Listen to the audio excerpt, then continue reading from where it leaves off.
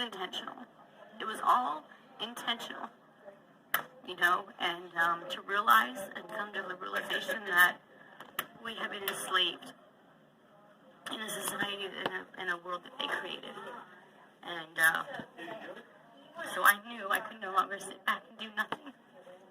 Because just as my family in the military and all my friends that served in the military sacrificed and fought for our freedom, even though I never served, I still, alongside my brothers and all my military friends, I took that oath to serve and to defend, to protect against all enemies, foreign and domestic. And we have domestic enemies in our country and foreign ones who have come in and taken over, and they have to be stopped, because otherwise we're going to become a socialist / communist country. And I also know what that's like, because I lived abroad. Right. I traveled when I was a 9-year-old girl, and I lived in the German village right across the street from me. There was a farm, because in Europe it's very common for farms to be right in the middle of town, you know, right in the city. And there was an older couple with a farm, cows, geese, ducks, whatever.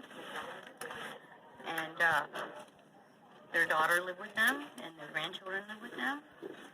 And we would go over there and help them milk the cows in the morning and pasteurize the milk. And I'd sit on the bench with them, and I remember one day wondering what those numbers were missed.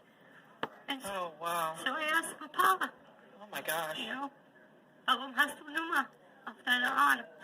Why do you have numbers on your... Put his head down. And then Mommy, Mutti, put her wrist next to his and said, Ich auch, meaning me too. And their wrists were side by side, and they both had the numbers. And so I asked them again, warum hast du die Nummer auf deiner Arm? Why do you have numbers on your arms? And then they started to explain to me, because we were in the concentration camps. And then that's when I got my first history lessons on World War II and what Hitler had done and what had happened.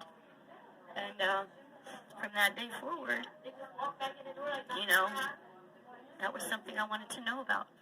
And so I started questioning and researching and reading and finding out. And then as I got older, being a teenager, you know, my dad took us around Europe, went to Dachau concentration camps, you know, Auschwitz, Birkenau, and I got a living history of what it was like in Europe. Many Europeans, the younger generation, didn't want to talk about what happened in World War II. They were ashamed, they were embarrassed. But the older generation, like the farmers that lived across from me when I was a child, they talked about it. Right. Because they wanted it kept alive. Right. They wanted future generations to know. Forget. Right. Exactly. They wanted future generations to know what had happened and what they went through to prevent it. And that's kind of how I feel now. We're the ones living this now. We have to speak up and raise our voices and be heard and tell people our stories. Because in 5, 10, 15, 20 years from now, this is going to be in our history books. If they don't keep it out of our history books like they've done so much other stuff. But we're living history. We're living history. And so I guess back to what I was saying is I know what it's like, you know, when people's freedoms and their livelihoods are taken away, because just like in World War II, it happens slowly. You know, one day you can't go to the park. The next day you can't shop with everybody. You have to shop certain hours. The next day your children have to be taken out of school because they don't want them. They don't want them in the school with the Germans if you're a Jew. You know, and every day it was something new.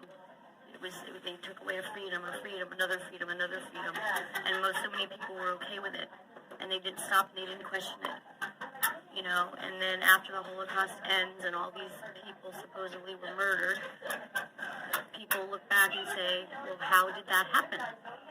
How was Hitler able to come into power and all those things happen to those people?